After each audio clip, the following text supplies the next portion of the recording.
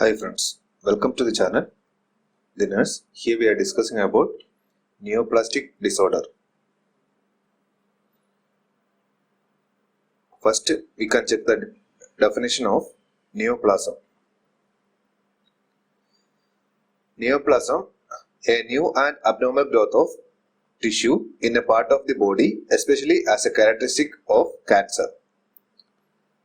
Neoplasm means a new and abnormal growth of tissue in a part of the body, especially as a characteristic of cancer. A new or abnormal growth is called neoplasm. That is a starting stage of cancer. So it may be benign or metastatic. So metastatic will grow to cancer.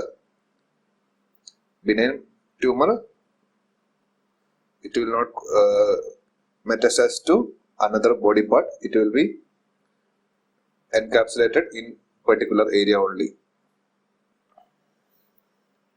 So another term, anaplasia. Anaplasia is a condition of cells with poor cellular differentiation, losing the morphological characteristics of mature cells and their orientation with respect to each other to endothelial cells. Anaplasia is a condition of cells with poor cellular differentiation, losing the morphological characteristics of mature cells and their orientation with respect to each other and to endothelial cells. Anaplasia means it is a abnormal cellular differentiation, so it will lose its morphological characteristics with neighboring cells. So that is a peculiar thing seen in malignant neoplasm. So anaplasia is a poor cellular differentiation and losing the morphological characteristics of mature cells. So that is a feature of malignant neoplasm. Next thing is dysplasia. Dysplasia means it is the presence of cells of an abnormal type within a tissue which may signify a stage preceding the development of cancer. In dysplasia, it is the presence of cells an abnormal type within a tissue which may signify stage preceding the development of cancer. So in dysplasia, there are dysplasia subdivided to another classification, that is hyperplasia, atrophy, hypertrophy, metaplasia. These are the classification of dysplasia. In these, some are preceding to the development of cancer. That means it will leads to development of cancer. But in hyperplasia and hypertrophy, there usually it will not go to malignant neoplasm usually.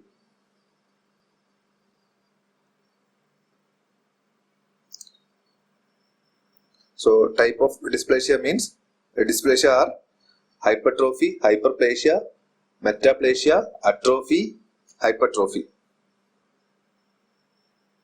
So in that we can check the hyperplasia. Hyperplasia means the enlargement of an organ or tissue caused by an increase in the reproduction rate of its cells, often as initial stage in the development of cancer. In hyperplasia, the number of cells increasing. Don't confuse with the hypertrophy. Hypertrophy, the size of the cell increases. In hyperplasia, the number of cells increases. So sometimes it will cause a malignant neoplasm. So that is thing of hyperplasia, the enlargement of an organ or tissue caused by an increase in the reproduction rate of its cells, often as an initial stage in the development of cancer. In hyperplasia, increase in the reproduction rate of its cells. Hypertrophy, size of the cells increasing. Next, classification of neoplasm. Neoplasm includes benign neoplasia and malignant neoplasia. Two types of neoplasms are there, benign neoplasia and malignant neoplasia. So we can check the benign neoplasia. In benign neoplasia, cells adhere to one another and growth remains circumscribed. That means cell adhere to one another and growth remains circumscribed means it is encapsulated within the capsule. So it will not infiltrate to nearby areas. It is encapsulated. So that is a peculiar feature of benign neoplasia. Next one is generally not life-threatening unless they occur in restricted area. Benign neoplasias are generally not life-threatening unless it is occurs in restricted areas like skull. If it is occurred in skull, it will increase intracranial pressure, so that will cause life-threatening. But usually it is not a life-threatening. Third one is benign neoplasia classified according to tissue involved. For example, glandular tissue involvement called adenoma. If bone tissues are involved, it is called osteoma. If nerve cells are included, that means neuroma. Fibrous tissue benign neoplasia called fibroma. Classified according to tissue involved, that are adenoma, osteoma, neuroma, fibroma, etc. So we can check the malignant neoplasia. In malignant neoplasia, cells are undifferentiated and rapidly dividing. That is the important thing seen in malignant neoplasia. Cells are undifferentiated from the basic tissues and it is rapidly dividing. All the malignant neoplasias are rapidly dividing. And second thing is cells infiltrate surrounding tissue. It will infiltrate to surrounding tissues, but in benign neoplasia, it is encapsulated. It will not infiltrate to neighboring tissues, but the malignant neoplasia, cells infiltrate to surrounding tissue. Third one is it may spread by direct extension, lymphatic permeation and embolization. Diffusion of cancer cells can occur by mechanical means and produce secondary lesions. That is the another important feature of malignant neoplasia. It will spread to distant parts by lymphatic spread or through embolization. Also, it will diffuse to neighboring cells. So that will lead to secondary lesions.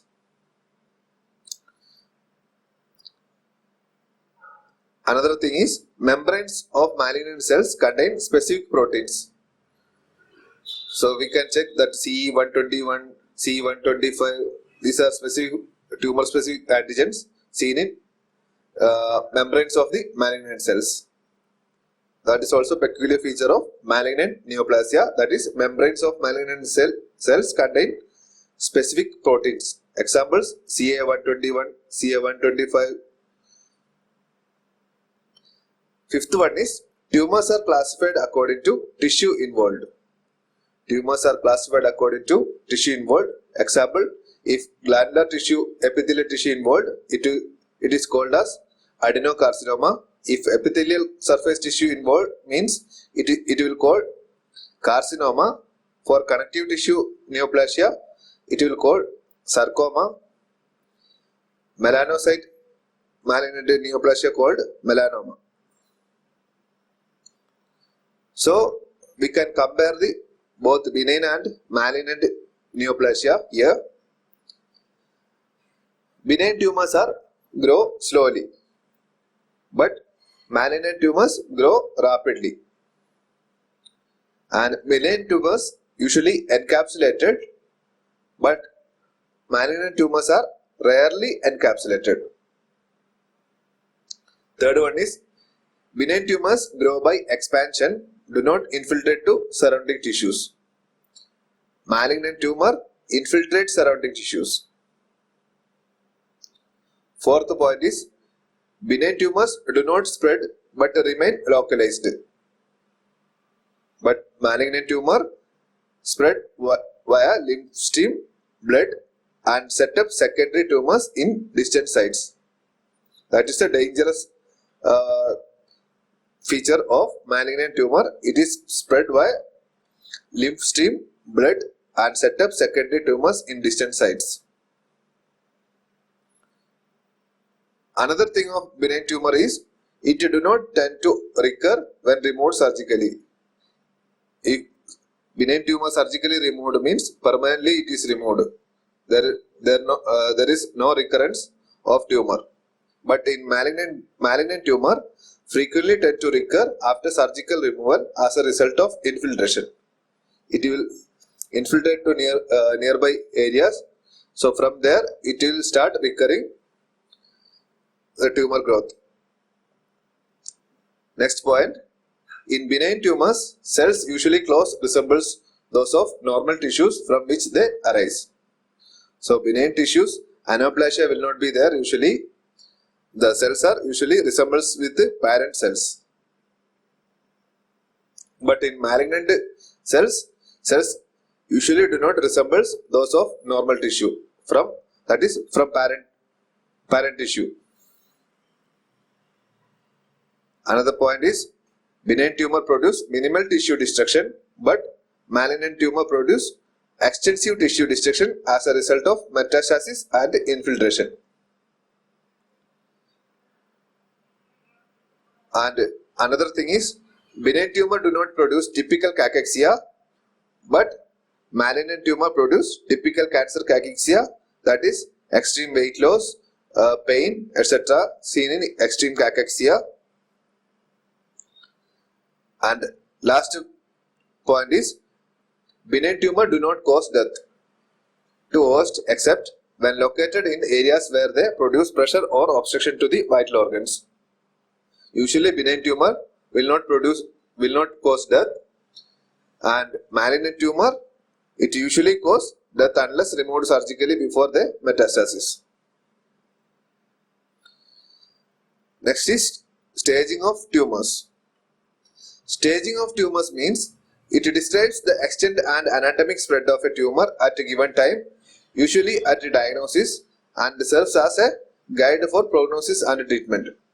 Staging of tumor involves it describes the extent and anatomic spread of tumor at a given time, usually at diagnosis, and serves as a guide for prognosis and treatment. So that's about staging. So the next is TNM classification of tumors. In TNM, T designates primary tumor, N designates lymph node involvement, and M designates metastasis. In TNM classification, T designates primary tumor, N designates lymph node involvement, M designates metastasis. A number 0 to 4 after any of above letters designates degree of involvement. If T0 means there is no, the tumor is in primary stage only. In T1 means it is next stage of tumor. So that means it is enlarged and infiltration started. So like that TNM classification is there. TIS designates carcinoma in situ. Carcinoma in situ means that is in the original position only, not metastasis to distant parts. T0 indicates no evidence of primary tumor. That's what I told. T0 indicates no evidence of primary tumor, where T1, T2, T3 or T4 describes a progressive increase in the tumor size and regional tissue involvement. The higher the number is, the larger the tumor. If tumor is larger, it will be marked as T4. If tumor is in initial stage, it will be marked as T1. Next, N refers to regional node involvement. N0 means that regional lymph nodes are not abnormals. That means not infiltrated to lymph nodes.